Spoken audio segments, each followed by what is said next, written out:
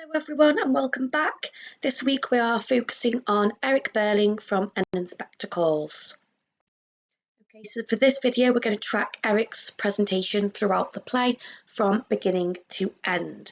So the first thing I want to look at is the parental influence, and if you have already watched the video on Sheila Birling, it's something that we analysed for her character as well. Obviously, if you get a question about the younger and older generation, it's really important to look at the relationship that the children have with their parents. So first things first, the quotations that we're going to look at are the stage directions: seated downstage, not quite at ease, half shy and half assertive, and then Sheila's description of Eric as being squiffy. So let's start with the stage directions then. So he is seated downstage, which is separate from the rest of the family, and Priestley has done this for a reason. So despite the pink and intimate lighting, Priestley is showing that Eric is seated away from his family. This could be to symbolise his different views to his family, which causes him to be an outsider. Unlike Sheila, whose views are formed by complete parental influence, due to her status as a woman and this idea that she must rely on the opinions of the older generation and especially men, Eric, because he is a man, can form his own views and opinions, but these views cause a clear segregation and disdain felt by Mr. and Mrs. Birling, who exhibit completely different attitudes in the play. We then look at the description of him being not quite at ease and him being half shy and half assertive. So not only is Eric being seated downstage, Priestley continues to reveal to the audience that Eric doesn't benefit from the same comfort that his family clearly enjoy. Okay, so when you look at the lighting as being pink and intimate, and we always talk about how the Birling family are protected by their privileged bubble, Eric is presented in a slightly different way. We could look at the repetition of half, which shows that Eric himself is not actually fully formed as a person, and it could indicate that his surroundings means he can't enjoy his own views, but indicates how the capitalist middle class mindset restricts Eric, okay, and then restricts him in establishing these contrasting views, okay. So he is living in that same bubble, but is responding to that bubble very differently. He isn't enjoying the privilege to the extent of his family. He feels he seems to feel uncomfortable in that environment, which could obviously link to this idea that we see Priestley hinting at his socialist views. We've then got the description that Sheila says about Eric, and she describes him as being squiffy, which means that he's drunk, okay? And this is a euphemism. A euphemism is where you use language that is softer than maybe the original language. So instead of calling him a drunk or an alcoholic, okay, she uses the term squiffy. Now, Eric's attachment to alcohol is perhaps Priestley's criticism of the ruling classes, okay, because he's presenting them as being ignorant and self-indulgent. Priestley could also be using Eric's drunkenness to highlight his need to escape the suffocating nature of growing up in that type of family, okay, with the pressures on him to uphold the views that he certainly doesn't seem to agree with, and also to sort of step into the shoes of his capitalist father. Okay, so now we're going to look at how Priestley presents Eric as a proto-socialist. So proto-socialist means like an early socialist, sort of he's forming the socialist ideas at the beginning of the play. The three quotations we're going to look at is: he could have kept her on instead of throwing her out, they can't go and work somewhere else, and why shouldn't they try for higher wages? We try for the highest possible prices. So the first quotation then, Priestley's using Eric's character to reveal the ease in which capitalist members of society felt that the working class were expendable. Eric's defence of Eva reveals that he opposes the views of his father, further proving his contrasting viewpoints. We could analyse the verb throwing as it intensifies the view that the working class were disposable. Okay. The next one, they can't go and work somewhere else. Here we can look at how Eric or Priestley is highlighting through Eric's character the frivolity and the trivial nature in which the lower working classes are viewed. Okay, almost like they are easily dismissible, and he's using Eric's character to reveal the need to understand that the simplicity and accessibility of life is inaccessible to the working class, as Priestley describes them as counting their pennies in their dingy back bedrooms, in contrast to the pink and intimate large suburban house. Okay, so really Eric is highlighting to his family the reality of the working class. Okay, it's this impossible situation that the working class were facing due to the fact that the capitalist members of society felt that they could just dismiss workers, okay, and recruit new staff members really easily. Okay. The next one we're going to look at is why shouldn't they try for higher wages? We try for the highest possible prices. Now, Priestley is using Eric's character to ask the probing questions, okay? And these answers to these questions are what the audience need to be confronted with. Priestley is using these moments to force the audience to reevaluate their own attitudes. What we can see here is the true dichotomy between the privileges of the capitalist business owners versus the vulnerable and desperate working class.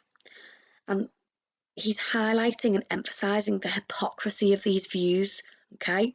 Because the desire for higher wages does not align with the self-serving manufacturers. We could analyse the pronouns of they and we, which further intensifies that gap between the working class and the ruling classes. You could also analyse the use of the adjectives, which I think are really interesting here. You've got the comparative adjective higher, the superlative adjective highest, okay? And that is no accident. You've got Priestley proving through Eric's character that the working class aren't even asking for the most. There's no hyperbole there, there's no exaggeration. They are simply asking for slightly more wages. Whereas, in contrast, we have got these wealthy business owners, these capitalist members of society that literally obsess over making profit at the detriment to their workers, and this is something that they don't care about.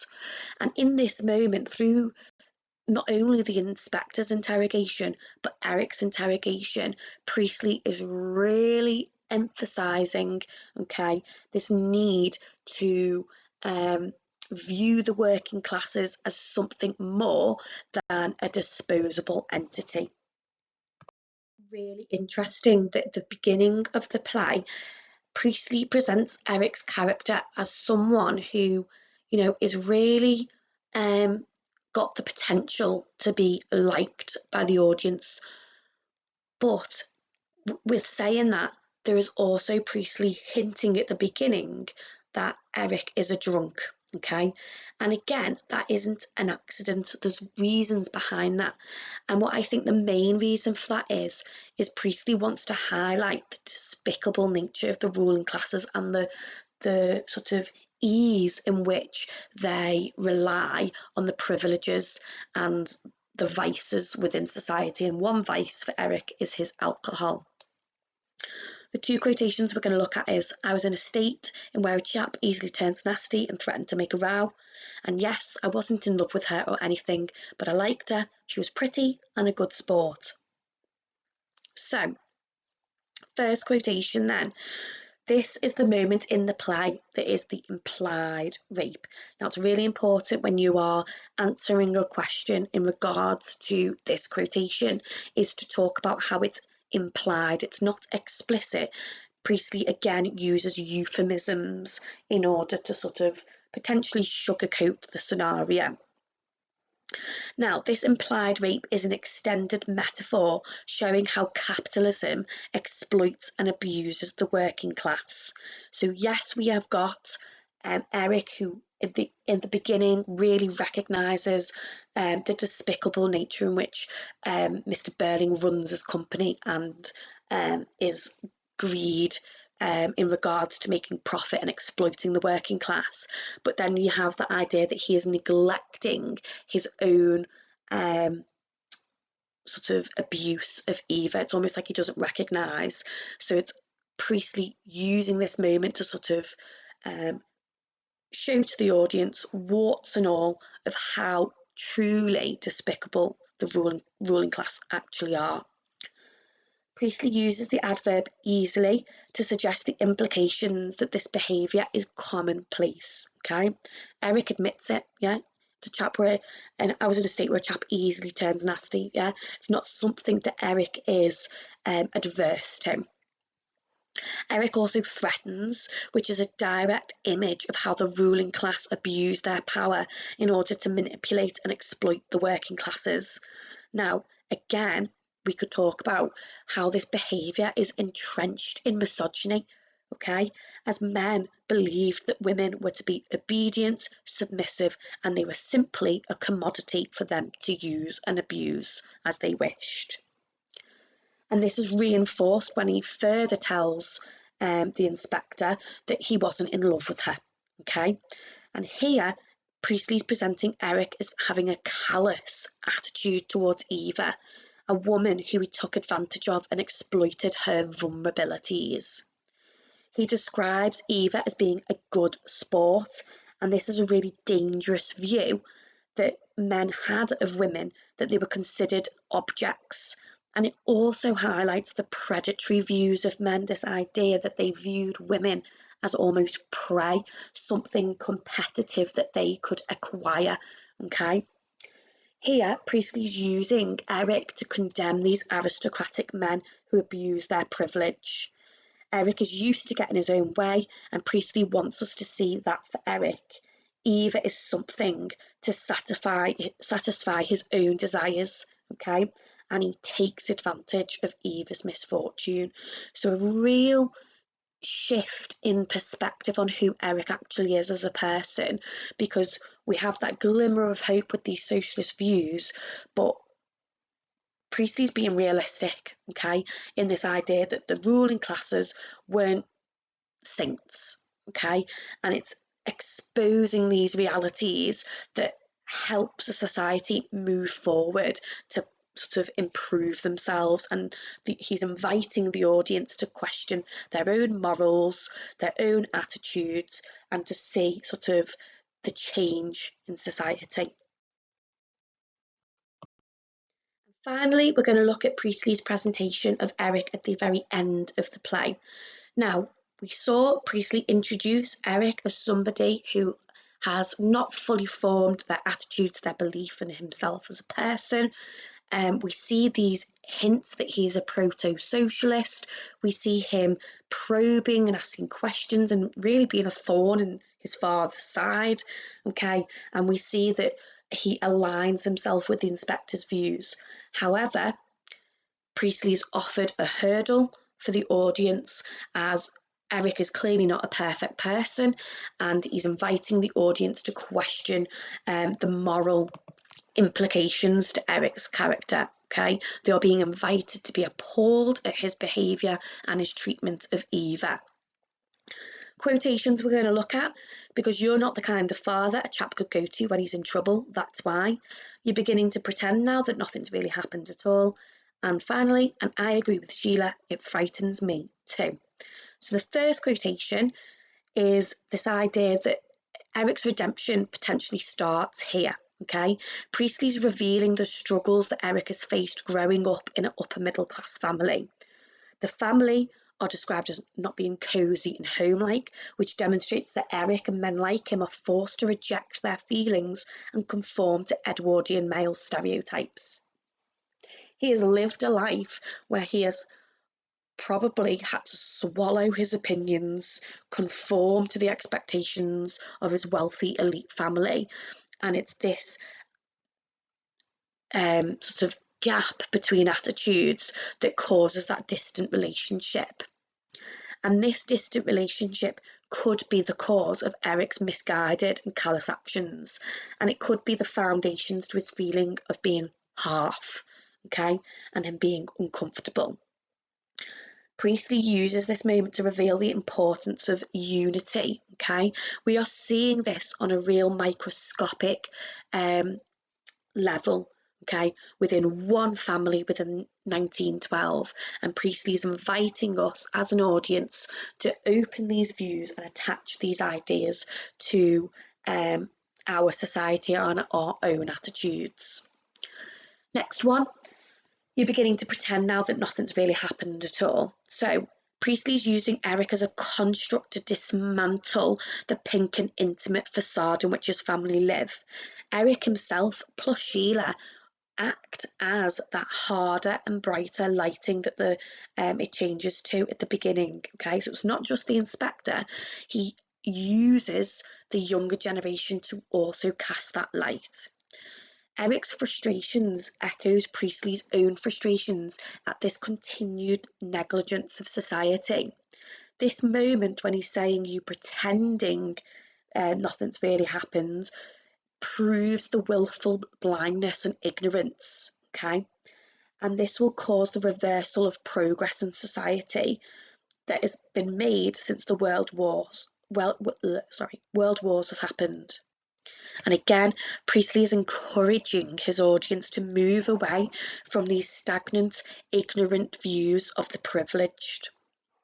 And finally, he says, I agree with Sheila, it frightens me too. We have got that unity that I just described in the first quotation that Priestley wants. We've got that unity occurring being between Eric and Sheila, and it's transformed from describing Sheila as having a nasty temper, and when he laughs at the introduction of the celebratory speech from Mr. Birling, almost like mocking Sheila's engagement, to this maturity that truly encapsulates Priestley's desire for the younger generation.